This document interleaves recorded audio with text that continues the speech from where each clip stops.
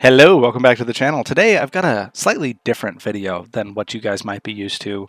This is going to be a longer video. It's going to be me talking for quite a while, so I apologize, but there will be timestamps. I'm going to take the time and edit everything in together, and I hope you guys appreciate how much work goes into this video. But what I wanted to do was I wanted to come up with a list of things that Star Vault could easily implement to improve the game.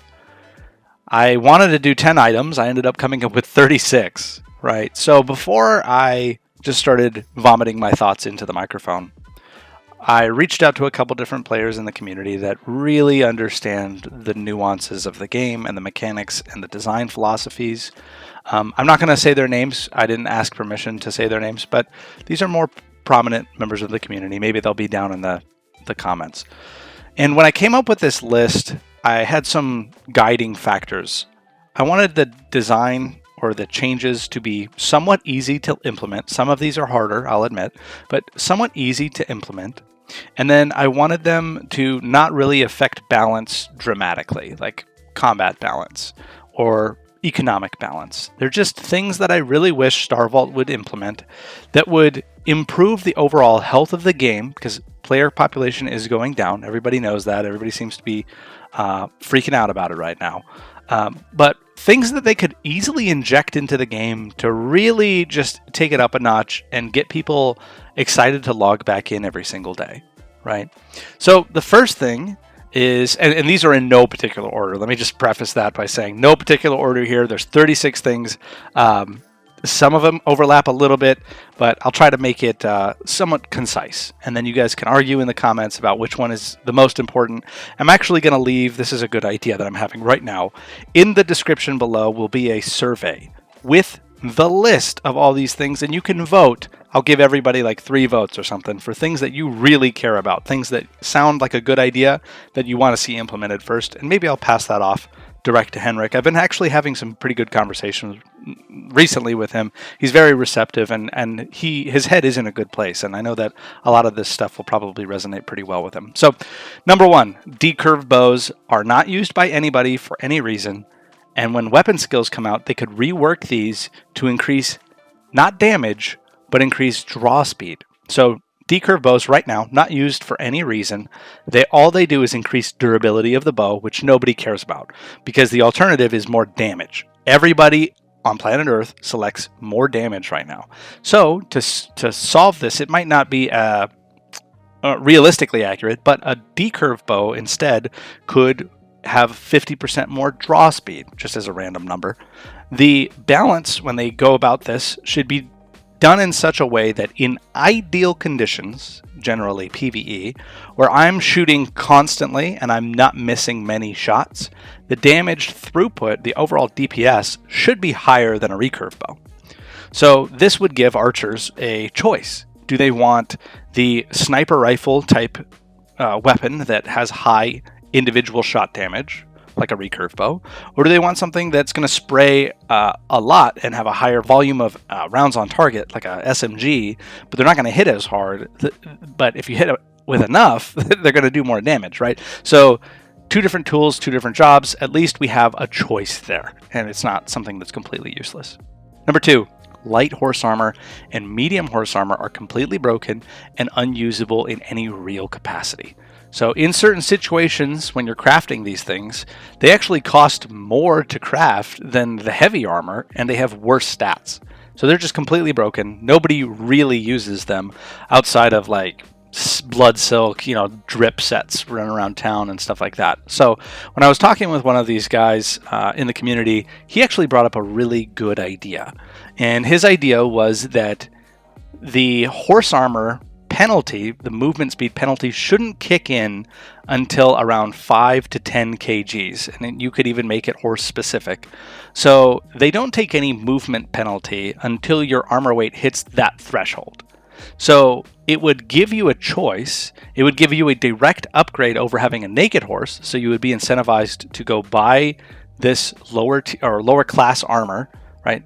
So light or medium armor, because it is just directly better than having a naked horse, and there's no downside, right? So that would be a big upgrade, but they're still outclassed by a heavy horse that's wearing heavy armor, and if you end up fighting a naked horse, then you outclass them. So it adds purpose to something that is currently purposeless, right? Number 3, pets should be rebalanced to have standardized stat blocks when controlled. I know this is early in the list. This is probably the hardest thing for them to implement, and it would have the biggest impact on balance. Everybody seems to have their own opinions about how pets should be balanced. As somebody who has a ton of experience using pets and has probably killed more people with them than 90% of the community, my opinion is that we should standardize stat blocks for player-controlled pets. Almost every other MMO on the planet does this. Star Vault does not. So you can go tame a pet out in the wild, and whatever the stats of that pet were in the wild, that's what you get. And then you can level it up to a ridiculous level in some situations. I always draw to Campodon. Campodon has 1200 health. And the idea here is, and for a lot of these suggestions around balance and design, is when people hate on the game, when they hate on a certain aspect of the game, most of the time they're talking about moments where they feel completely useless. So there's two sides to this equation for people that feel useless. If you're a foot fighter, let's say you're an Ogmere foot fighter, and you have to fight a Campodon that's in steel armor that has a mage healing it, there's a 0% chance you win that. Your best case scenario is getting on a horse and running away. As the mage, or as the tamer, when your pet dies, it feels terrible. You're not useless, but you feel terrible. Both of those are bad for the game. The other thing that tamers really hate right now is leveling up your pets, and there's a couple other suggestions in this list that talk about that, but leveling up your pets feels bad. It's largely done AFK. It's largely exploity. You glitch your pet so that it can't actually attack a target while staying in attack mode. And it just doesn't feel good, right? So when your pet dies, it feels bad. If you're being outclassed by a pet, an NPC, it feels bad. So to change that, we standardize the stat blocks. And it would take some balance and some careful thought and consideration to what pet should have what. But if you standardize stat blocks and make pets weaker overall, then you can make them expendable, and then you can allow them to be rezzed. So if you have a pet that is rezzable, you can use it in a much more expendable fashion, get more value from it, and then if the fight ends and your pet is dead, you don't have that sinking feeling that, oh, I won, but it's not really a win because my pet is dead, because you can res your pet right there. Now, the rules that I would instigate with this policy, I would say that a pet is only resable under certain conditions. Number 1, the spirit will hover over the pet for 5 minutes. So if you're a spiritist and the carcass has not been disturbed at all to avoid abuse, you can res that pet on the battlefield. That adds a lot of value to rezzing. Well, I can res a human, I can res an Alvaran, why can't I res an animal? So now you can res a pet. Maybe this is even for horses, right? So when you're on a roam, having a spiritist in your group to res those dead horses at the end of the fight, that is so much more value now to spiritists, right? And as a tamer, you might want to consider picking up spiritism to keep your pet alive. And the other way that I would allow rezzing would be if you took their collar, so they drop a collar, sorry, I'm thinking as I talk, you take the collar off of the body, and then you take that to town, to a tamer or to the equerry, and you pay a bunch of money, typically more than you'd have to pay if you bought a new one on the market to keep the prices competitive, but you could res your pet, right? Because if you're using a specialized pet that's high level, that might not be available on the market, right? I would say that at a minimum, it's 1 gold per level. So if you lose a max level pet, it's 125 gold to get that pet back, right? I feel like that would be somewhat balanced. It would be expensive. It would still be punishing when you lose your pet. But the feeling of now I'm useless, that's largely gone, right? So that's the biggest one. That's the longest one, number 3 here. And I know I'm hitting you guys with that one early. And it would take a lot of work. So everything else on this list should be a little bit more conservative and relaxed, right? Number 4 is permanent ritual tables, both in points of interest and benches for your house. This was promised a long time ago.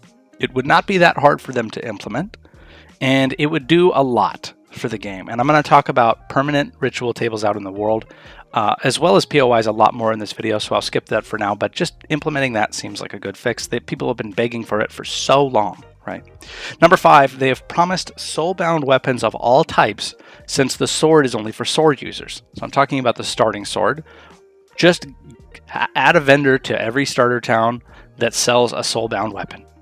What is the downside of that? Why does a Haven sword carry value in the real world? The literal starter weapon, because the durability breaks. Why does the starter weapon that you have that's meant to arm you so you can do basic PvE function break? Like, this is such an antiquated old system. There shouldn't even be soulbound weapons if we're being honest, but give the foot fighters an option to choose which one they want. Right, so that way they can warn shorty or warn spear somebody down, and you know, if you're really good, at least you have a fighting chance, right? In that same vein, I think that certain spells should be cantrips. Now, one of the people that I reviewed this with did not agree and thought that that was a bad idea. I understand that this might be controversial. When I'm talking about cantrips, I'm talking about it should be free to cost. It should either be free from a reagent perspective, but ideally it should be free from a mana perspective. Outburst is a great example, right? A foot fighter with a sword will never be unable to swing their sword unless they're completely out of stamina and they have to wait a quarter of a second to get enough stamina back to swing the sword again. So the ability to do damage never goes away for a foot fighter, but for a mage, it can completely disappear, right? So the ability to at least do minimums, like absolute minimums, like Outburst for free, would be good. It would allow you to not feel worthless. Remember what I said earlier? People don't like feeling worthless. And when you have a situation where you're completely out of mana, you now are worthless. So go sit down and take your time out and wait to go continue playing the game, right? Arrows. Number 7, arrows stacking to 25 is obnoxious. Make it 100 or add a quiver as soon as possible. It's going to be much easier to change that file from 25 to 100. Just do that. That is a 10-second fix. Please do that. Right. Number 8, weapons should not do half damage the lower they are in durability. This applies to bows and all melee weapons. I can understand that at the bottom 5% of durability, you might want to have the damage fall off, and that would be a good indicator to the player, hey, my weapon's about to break, maybe even 10%. But under 50%, all veteran players, competent players, they just throw those away, or they become dueling weapons. Now they sit in the stronghold and they wait for somebody to start dueling with them. That's just bad design. Why does my weapon under 50% durability start like doing no damage, right? It doesn't make any sense, right? Asymmetrical bows, number 9. Asymmetrical bows should not consume as much stamina. They should consume about 50% of the stamina that they currently consume. And then I'd personally like to see a significant increase to the damage that they do through piercing protection. Weak spot would be another alternative. It's very similar. But just being able to punch through armor with an asymmetrical bow would add a lot of value to something that is not utilized at all. There's no scenarios where I see asymmetrical bows and I think, oh yeah, that makes sense. Right now, if you see somebody using an asym, you just think they're a fucking noob. Like, it doesn't make any sense. Like, you know that's garbage compared to a short bow. Just use a short bow. So buffing asymmetrical bow, reducing stamina cost, and increasing how much punch it has to go through armor sounds like a good use for it. Bodkin arrows should weak spot on all body parts, right? So this is number 10. Bodkin arrows weak spot on all body parts, and then a small increase to damage. Weak spotting is great. Nobody uses the little mercy daggers, even though they weak spot at like 85% chance, because they tickle even through a weak spot. Even if you're hitting a naked target, they still tickle the target. So don't just add weak spot, add damage. Not as much as other arrows, but add damage and then allow it to weak spot on all body parts so that you can shoot through a guy in full plate, which is most players in this game, because there's no downside to doing that. Number 10, mounted archery, magery, and combat should all be secondary skills that are dependent on controlled riding. This was actually this idea was come up with by my friend, and I thought it was a really good idea, and he came up with several reasons on why.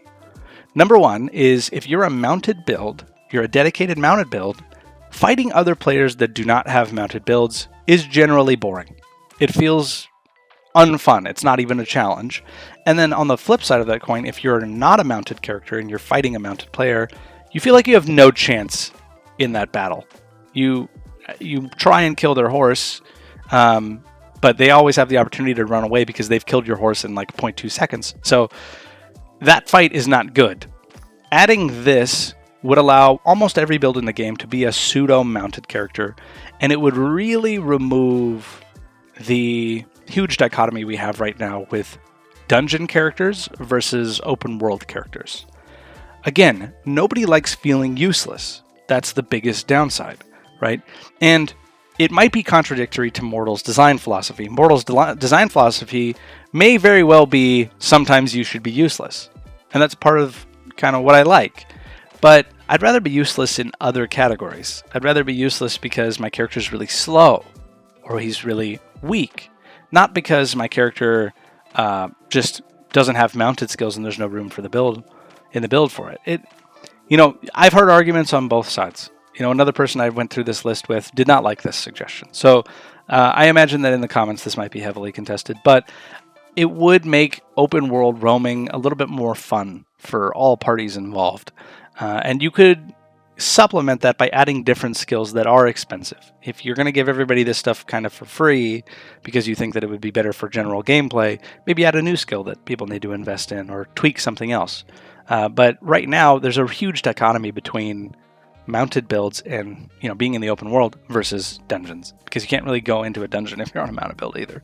So, number 12, survival, aka swimming, should be a secondary just like it is in real life. And then swimming with armor should still be considered a primary. I know that swimming is a secondary under survival. Survival doesn't really do anything. I wouldn't be opposed to swimming just being added under endurance, which is another primary that sometimes people like and sometimes people don't. Or any other, maybe even make it your own. Just make it swimming, right? But it should just be a secondary, because swimming in real life is not hard to learn. Almost everybody knows how to do it. But swimming with armor, would I be able to do that? No, fuck no. I'd probably sink like a fucking rock. So that is a skill that needs to be practiced and learned. But swimming, come on, guys. Who wants to play a game where you take one step into a river and you're going to drown to death in 6 feet of water because you're 5 feet tall? Nobody wants to do that. It's just bad gameplay. Everybody hates feeling useless, and you feel useless during that, right? Number 13, taming should be a profession skill, right? This is one that's been asked for I don't know how many times. You watch Henrik stream, it's going to get asked like 20 times every single week. Put taming in the profession skill tree. God damn it. It's been so long since people have been asking for this, right? Why is taming, walking up to a pet and making it your friend, why is that the same as blocking, right? Why is it in the same category as swinging a sword? It's not an action skill, it's a profession skill. I'm going to take that horse and I'm going to go sell it, or I'm going to use it. You could make the argument, yeah, you're going to use that pet in combat. Who cares? Every reasonable player who has a shred of money dumps taming the second they get the opportunity to and just buys their pets, right? Taming is considered a noob job where the noobs go out and get the pets, and that's fine. Noobs need a way to make money. Just add it to professions. Right? Again, a tamer hates feeling useless. People hate feeling useless. And when your pet dies currently, you feel useless. And if you don't have taming because you're a veteran build and you don't have room in your build for taming, now you can't just walk up to the nearest pet to you, go find a bear in the wild and grab it real quick so that you have a new pet you can start working with. I promise if you make it a profession, a lot of people are going to pick it up. And then now you don't have to beg your friends. Right, again, people don't like feeling useless. Why do I have to ask my friend to tame a horse for me? Okay, the friend feels really great, but it's just not a good system, guys. It's just not a good, just make it a profession, right? Number 14, Beastmist. Going back to 13. Make animal care a profession as well, because that has no business being an action skill. Blocking, and then also your pet getting experience. Which one seems more action-oriented to you? Dominating as well. A person I talked to came up with this idea. Dominating should allow you to steal other people's pets. After the fight is over, if that pet is idle there, or even if it's attacking you, if you have a buddy heal you and you get through the wheel spin, you should be able to steal their pet. Domination means against their will. You're dominating that subject. So make that pet stealable with domination. That would make a lot more people invest in it. It would make it so much more valuable, and it would feel cool to be able to do that, right? Maybe you even do it in town if there's like, you got to be careful there, right? People try to dominate shit in town. So maybe make it illegal if you start dominating. That would be one idea, right? In that same vein, make the gathering skills professions. For some reason, they're under the action skills. Just shift them over to professions. It's not a big deal because they're secondaries. Like, nobody cares really, but it might be confusing for new players. And there's a couple other things on this list that I'm going to mention that are kind of designed around confusion for new players. Let's go with number 14. Beast Mastery skills need a full rework. That's obvious. That's going to take a lot of work. I'm not suggesting that, right? A million people say that. But there are a couple key features or key abilities that could just use a little dial turn, right? A little tiny tweak to make sure they work. A really good example is Razorbacks have an ability. That ability, when you activate it, it costs 500 focus. And the ability makes the target, your Razorback, generate more focus when it hits a target. So the idea would be you're going to generate more than you use. Well, that's not what happens. You use 500 focus, and even in an ideal scenario where it's in a PvE scenario, it's already attacking a target, you activate it, and it's a net loss. You end up netting like 400 focus. So it's just like little things like that. That's like, how did this even get through into the live game? Little things like that could use a tweak, right? The special ability for Razorbacks originally was supposed to dismount. That would be fantastic. That would kind of be the comfortable middle ground to not making everybody giving everybody those free mounted skills.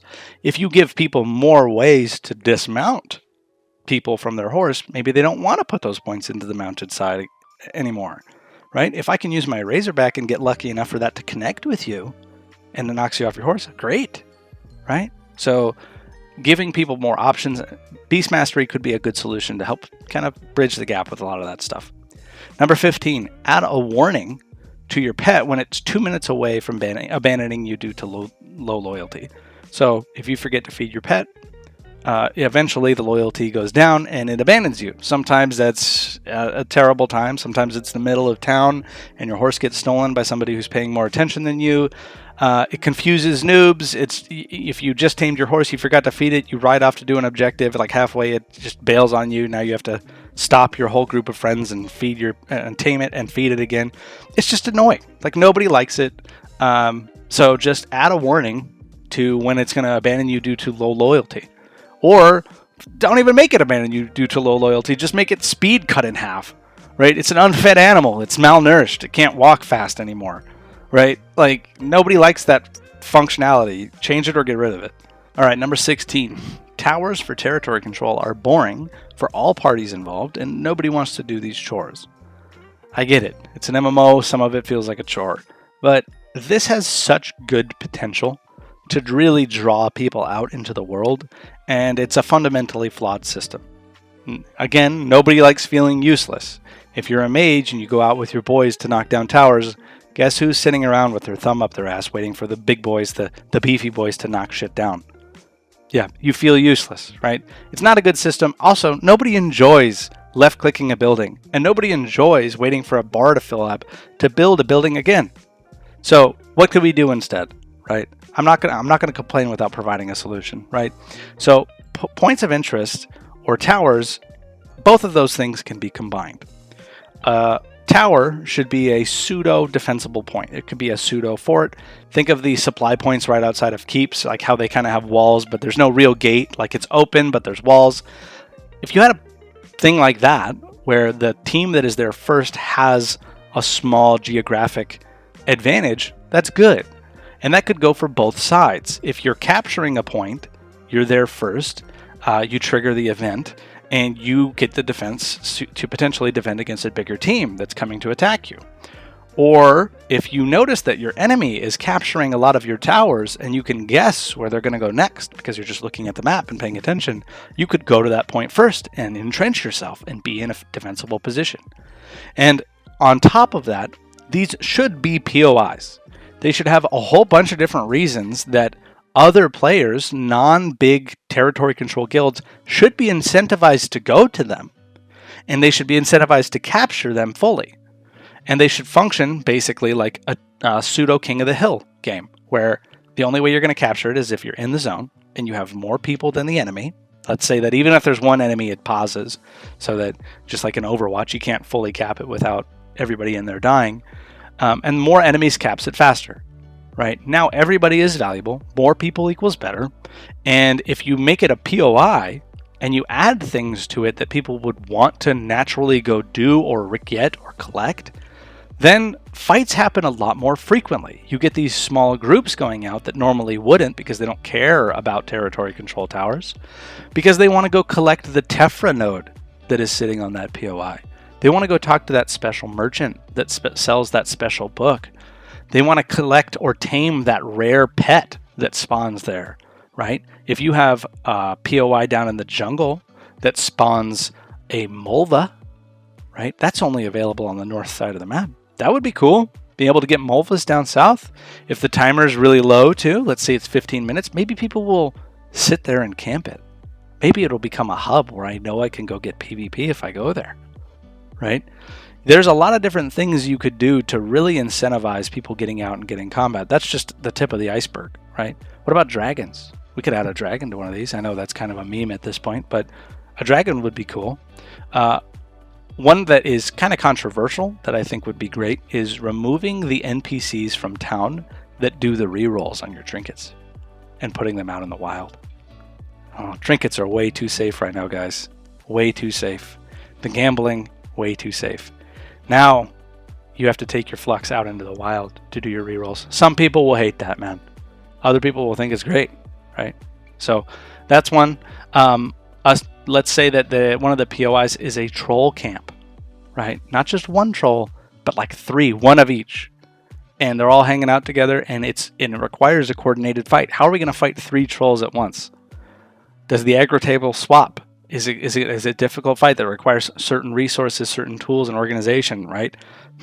That would be cool. There's a ton of money there. If we put that POI out in the middle of nowhere and have a huge pile of money drop when they complete it, now there's the risk of having to transport that to town.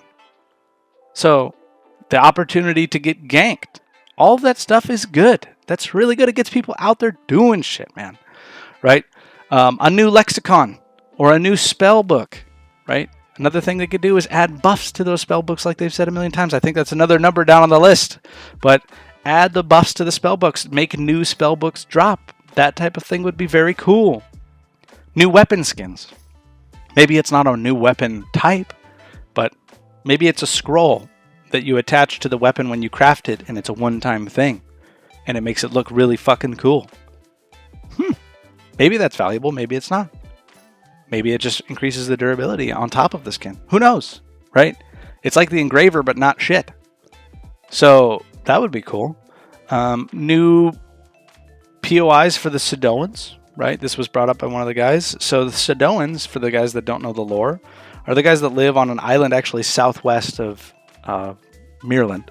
And they're like I think they're the black guys in-game, right? For easy identification purposes.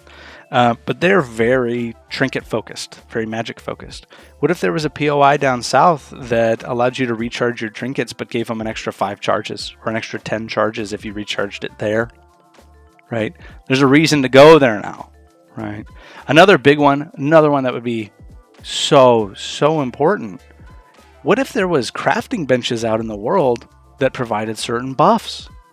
What if there was a blacksmithing bench that when I made the weapon, it had 50% more durability? But I have to take the risk of bringing my resources there and crafting. Maybe there's a small timer added to it so it doesn't instantly craft, and I need to defend it. Maybe it makes a big clanging noise because it slams down a giant hammer and tells everybody within half a mile that shit's going on. Why is that not a thing, right? That could be with so many different things. It's already actually in the game.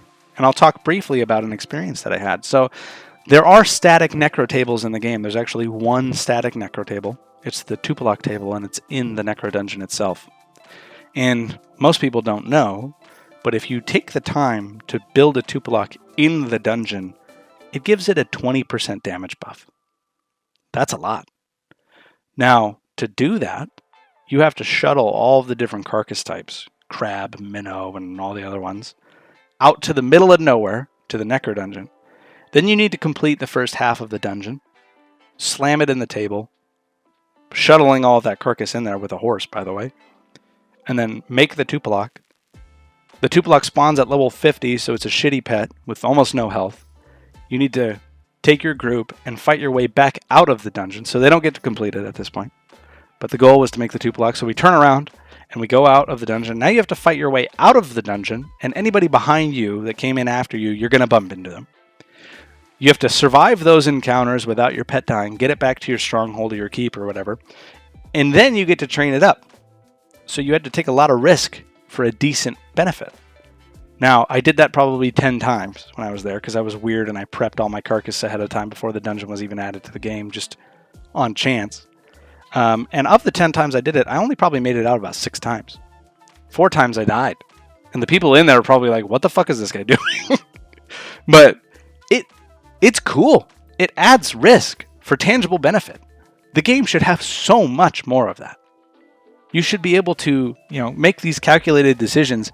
It shouldn't be super shrouded in mystery. It should be pretty obvious what these benefits are going to be. Maybe there's a lore book nearby that talks about how the guy who used to run this smith had insane craftsmanship and everything he had was made, even if it was made out of bone tissue, it felt like it was made out of osmium, that type of thing that would kind of hint at, without directly saying what the buffs are.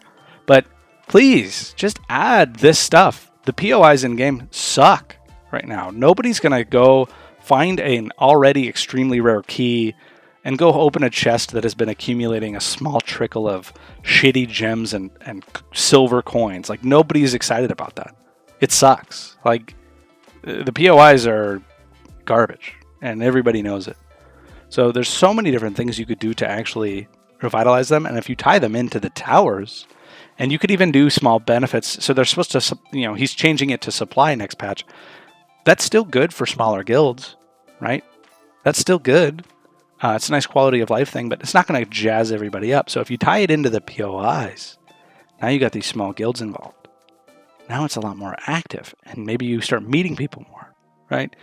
So that's the biggest one. That would be the most beneficial one, I think, to the game, is redoing all these POIs, adding real value, adding real reasons to go to them, right? And there's a million other ideas that I could come up with, but these are just the ones off the top of my head. Number 19, add the buffs to the lexicon. So my buff, I talked about it a little bit, but the buff that I would like to see for the lexicon is remove the reagent requirement for the command undead spell. So right now you have to spend 1 blood every time you tell the pets to your zombies to attack or tell them to follow you. Just remove that if you have a lexicon. Now if you're a necromancer and you're using the Book of the Dead, you can tell them to follow you and attack without wasting reagents. It's not really going to change balance. It's not going to make your pets hit harder. It's a small economy benefit, but it's a quality of life thing that, nobody likes having to spend a reagent to tell their zombies to attack. It would be nice, right? And you could do the same thing for the basic spellbook. Make Purify free. Oh, now they can cast Purify for free. It's just Calamine. It's not really that big a deal. For the elementalism books, you could do something even crazier, right? If you added like a blue elementalism book, now it makes your fireball blue. Like, something cool. Do something cool like that. Also, another idea that was brought up by one of the people I talked to was the ability to charge your spellbooks. What if you could charge your spellbook so that if you are a naked mage and you keep dying, you're being there's some punishment associated with it. But if you have a charged spellbook, maybe it does some cool shit. I don't know. I can make a whole video coming up with ideas for that. But let's see. Number 20. Add elementalism to the trinket pool along with all the other skills that are not currently in the table. I don't know why this wasn't done. I suspect it's because they have all these hidden names in the database for these like very specific trinket roles, and they just kind of ran out of some, or they made it unnecessarily hard for themselves. But either way, add that stuff to the trinket pool list, guys. Like elementalism, you could even make it specific, like aggregation 10% damage or something like that. That would be very nice, right? Now let's see, adding fast travel. Again, a hotly contested topic. Everybody has their idea on how they would do it, if they would do it, that type of thing. And I like mortal because of how immersive it is and how big the world is. What I don't like is that no matter what I do, if I'm fully geared and in the right location and I log out somewhere, it doesn't matter.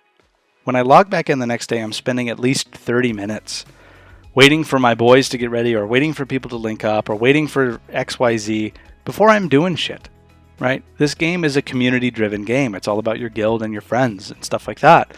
And this game does that really well, right? Once you're in a guild and you're with your friends, this game is really good for that. But linking up is a pain in the dick. So you could, the way that I would do it is I would add a new profession. This would take more work than I care to admit, but add a new profession to spiritists, and it would be portals. Just like WoW, when a mage ports you to a major city, same basic thing.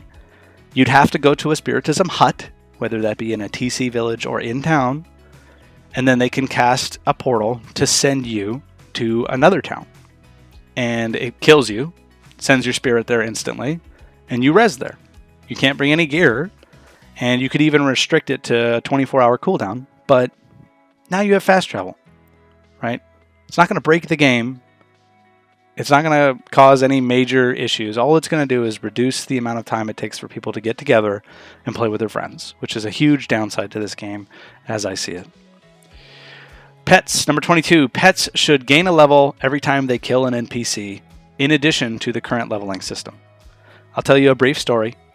My first brown bear that I had ever tamed when I was a total noob got instantly killed by CTX. Funny. It was a funny story, actually, but instantly killed by CTX, and my thought was, shit, that bear kind of sucked. I should probably level that bear up. So I went and tamed a new one, and I went on a quest. I went down into the forest. I found other bears and things to fight, and I started fighting them with my bear. And I thought to myself, damn, my MMO intuition kicked in, and I was like, yeah, I'm totally leveling up. Like, this is totally working. No.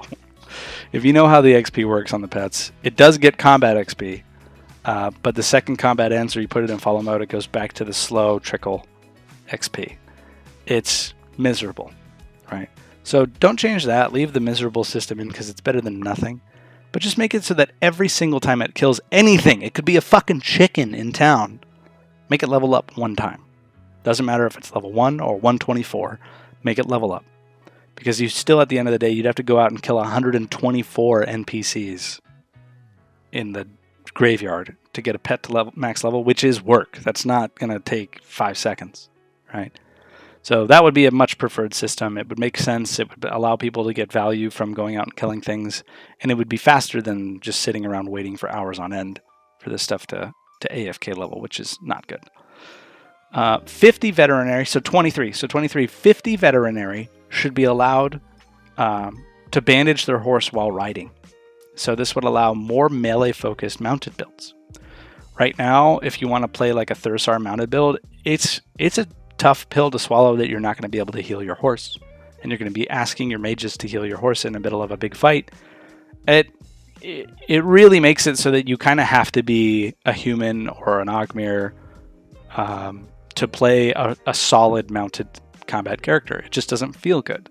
So being able to, if you have 50 veterinary skill, to be able to just look down at your horse's head and slam a bandage on it, and obviously a higher skill would heal it for more, would be a great alternative, and it would allow for a lot more melee-centric mounted combat builds.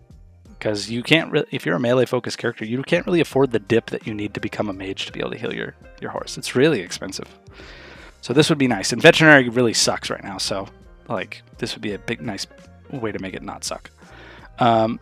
Number 24, the broker should allow you to filter by certain types, like light, medium, and heavy armor. Basically, anything that you select while crafting an item should be a filter that you can search by, plus the standard filters that already exist.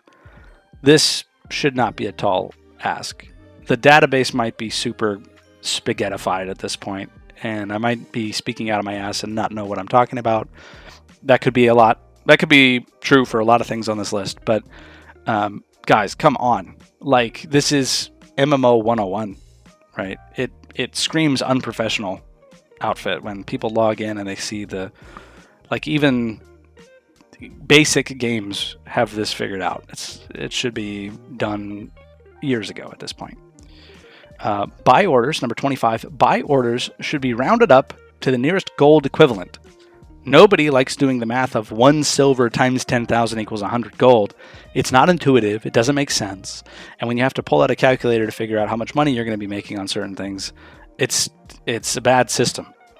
And then to couple that, it should show the total amount and then also individual price. So it should show total amount, like remaining on the buy order. So there's like 150 gold left on this buy order, and it's paying 1 silver per item or 1.5 silver per item. So you know that you don't have to do division and you don't have to do multiplication either way. You just know what you're getting when you're spending that money, right?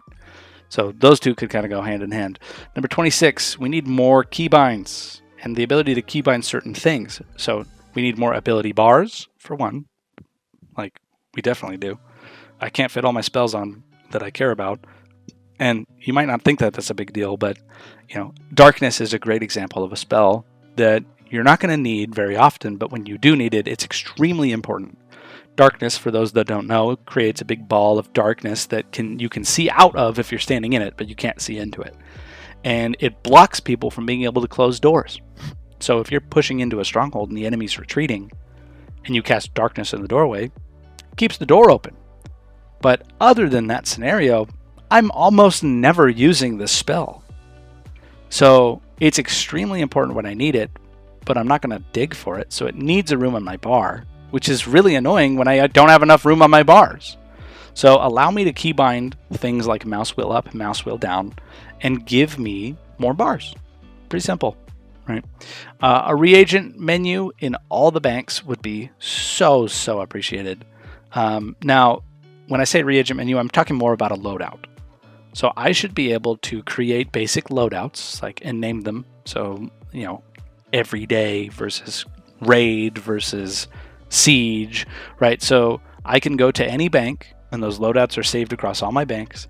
And if I click that button, it should pull those reagents out into my bag. Now I say this from a point of experience, right? I died once on Gigalage, spawned in Fabrinum, ran to my bank, and I have a pristine bank. I have stacks of every single reagent that I'll need, most of them not even in a bag. And then I have armor organized by type. I have my gear set. I have everything that I could possibly want short of going to the vendor and buying bags and dial for my horse generally. It took me 8 minutes to regear. 8 minutes of sorting through the regs that I had perfectly planned. Now imagine if you didn't have this. You needed to go buy armor, horse armor. You needed to go get bags. You needed to go get reagents. You needed to go get water and dial and all the other crap that you need. God, it takes forever, dude. Dying, especially as a mage, is a fucking nightmare, man. Right? So this should be such a huge priority. Quality of life, please, please, please. Right? I'm so tired of having to build reg bags over and over and over again. And then in the same vein of bags, you know, a guy that I talked to when reviewing this list came up with the idea of why are the best bags in the game available at every vendor in every town? That should be a drop. Why doesn't that drop off bandits, right? There's so many different little things that could be incentivized to get people out there to go do stuff and add value to things.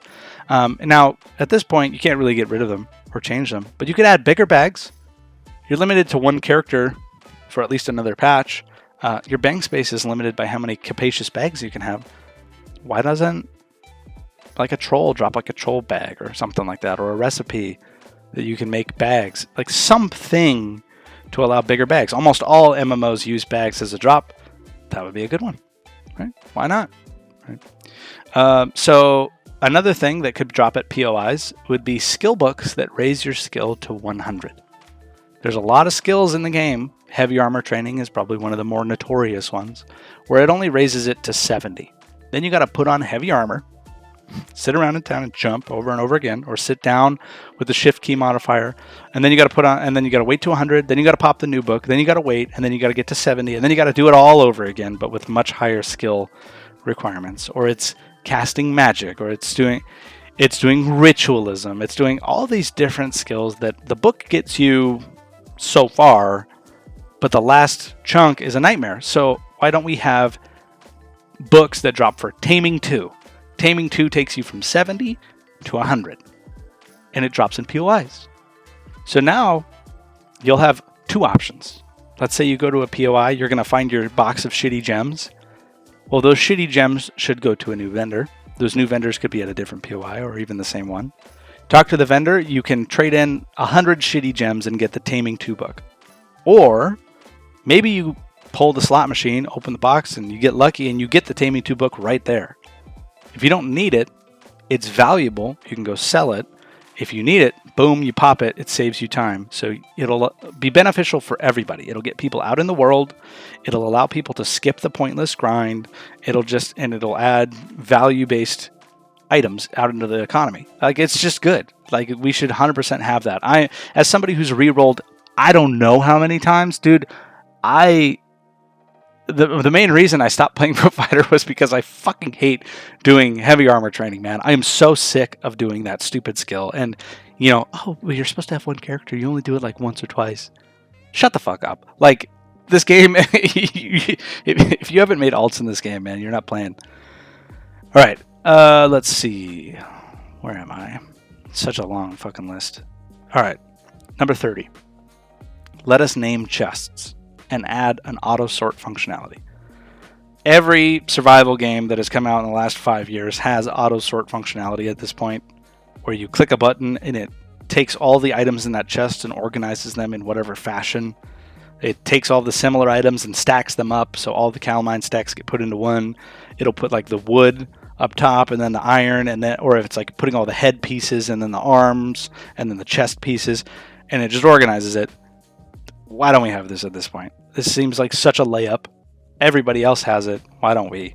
And then also being able to name your access chests. Some concern was voiced on some cheese tactics that could be associated with that, or people naming their shit like something vulgar. So if you don't want to allow us to name our access chests, give us different style access chests. There's a bunch of different home chests that the owner can use. There's like the fancy looking wood ones and stuff. Just make those access chests so that we can have different style chests for organizational purposes. Like, that would just be a nice quality of life thing that I don't think anybody's going to have a problem with. Right. Number 31, highlight what weapon you have equipped on your hotbar. People have been asking this for a long time. Does not seem like a big ask. Just put a little yellow ring or something, or a highlight around the box for whatever weapon is in your hand, or if your tower shield is equipped on your back. It's bullshit that I have to have my character menu up if I want to do a spot check on my tower shield to see if it's in my back or my inventory. Like, it's dumb. It's just clutters my UI. I don't like it. Right. Another big one that hurts new players is if you put in a support ticket and talk to a GM, the GM will whisper you, and if you do /R to respond to them, it won't go through because they have brackets in their name. I don't know if the GMs, they have to be aware of this at this point, or maybe they just think that they're gods at solving all of these support tickets and people just don't respond to them. If you don't have the tribal knowledge and know that you need to do /W space their name, not including parentheses or the box with the GM logo, you just type like /whisper space Arthas or Arsis, right? That's how you respond to the GM. So if you're a new player, you probably don't have that tribal knowledge passed on to you yet. And if you're not in a guild, you're not going to have somebody to help teach you, and you just might get frustrated and quit the game. So there's like a million different little things why people quit games, right? This is just one that could very easily be avoided. Just take the brackets out of the GM's names, right? In an ideal world, you make it pop up in a different window, like kind of World of Warcraft or whatever, but that takes work. So just take the brackets out so that people can easily respond to the GMs. It's pretty basic request, right? Add notifications for when you get a friend request. I have this problem all the time. People like to friend request me because I make YouTube videos. I like making new friends. I'll periodically open my friends list and scroll to the bottom and be like, oh, there's like 3 people that wanted to be my friend. Okay. There's a notification when you accept a friend request and you are now friends with somebody, but there's no notification for when you get a friend request, right? Sometimes I want to talk to somebody across the planet that might be in a different guild or something. I send them a friend request. It'd be cool if they got the pop-up so that I could whisper them, right? Add notifications Oh, that's the one I just did. Number 34, add a territory control locker that allows you to set up kits ahead of time that you can equip with a single button press, just like in Rust, right? Now, do not add this to the vendor in Tindrum. Add it to the POIs that need a huge facelift, right? A special item that allows you to set up armor, weapons, and an inventory, so reagents, in a chest or in a wall locker. So you tap it, click a button, and then it switches your kit with that kit. Would require a little bit of work, a little bit of due diligence from the devs, but it would be a cool functionality, especially when you're getting raided, to be able to, especially as a mage, be able to skip that 8-minute prep time minimum of re-gearing before you can rejoin the fight. Right? Nobody likes feeling useless after you die and you res. You should be useless to an extent, but if you've planned for it and you have home field advantage, it'd be really cool if you weren't. Right? Number 35. Do not tie carry weight to strength, or at least up the minimums. Right now, mages that have 10 strength can barely carry the horrendous amount of reagents that they need to carry, and their armor, and, well, armor that you're equipped doesn't matter, but horse armor. Like, if I grab my reagents on my Shivra, and I grab steel horse armor, and I make my way to the equerry, I'm going to be walking slow because I can't carry it. Like, it's so weak. Just, nobody likes that. I can't loot stuff. I can't take resources out of a dungeon. I have to basically bring a horse so I can mule things around. Like, it just doesn't feel good. Just up the minimum carry capacity across the board, and maybe make the strong guys be able to carry even more. But it just doesn't feel good if you're a mage, not being able to actually take loot from the battlefield and relying on, like, who can carry this? Who can carry this? Yeah, just doesn't feel good. And the final one, number 36, horses should be pet point free for the first horse. So this is like a tamer thing. If you have like a high level white bear or like a big pet, you generally can't have a horse with it, or you have to severely gimp your combat pet and have a shitty horse alongside of it. And, you know, ritualism, you can have a max level horse and you can have a max level combat pet. They have their own downsides associated with them. It just feels like a much better system, right? So because you have to invest in herding and you have to invest in advanced creature control on top of creature control, while ritualism is just 100, just let them have it. Just let the first horse be pet point free. This applies to all builds too. That means you don't have to have the points in creature control. You could just have a max level horse. Just gimme, right? You don't have to put the points in Mammalia. You should for the damage bonus, but you don't have to if we make this change. It would just feel better, right? Like, nobody likes feeling useless. Nobody likes having to walk across the planet. Nobody likes not being able to tame their own horse. Nobody likes any of that stuff. Like, this whole list is about shit that nobody likes, right? And if you do like it, you probably like one small facet of it, but I feel like most players can get on board with this list, guys. This isn't meant to disparage Star Vault or attack them in any way. I make this list from a perspective of respect, and because I like this game and I want to see it succeed. And there's so many things that once you've put the time into the game and you've played a lot of the game, you very quickly realize, like, this could be done so much better. Like, when I talk to people, I'm going to finish with a tangent, sorry, but when I talk to people that are veterans of this game, almost everybody has the same opinion, that Mortal is so close to being the best game of all time. But it's all these little things, man. Right? I teach aeronautical decision making for part of my job. And emergencies in the air almost never just happen. There's a breadcrumb trail of little shit that went wrong that led up to this big emergency. And it's the same thing here, man. It's not that they hate the game because the game sucks. They hate the game because they log in and they just get beat down by these little tiny things over and over again. And it's like, fuck, man. This could just be, it just could be better, right? And I want it to be better. So that's why I make this fucking hour-long video of me talking into my microphone by myself. And I'm losing my voice now, guys. So if you like this, super chats are great. I appreciate all the help. All my new members on the channel, thank you so much. You guys are fantastic. If you haven't checked out mo2builds.com, that's my website. If you're looking for a guild, mo2builds.com/guilds. You can add yours on there as well by clicking the red button. Yeah, I'm gonna go drink a soda and relax my voice. Thank you so much for listening to my Ted Tomato fucking Moral Online talk.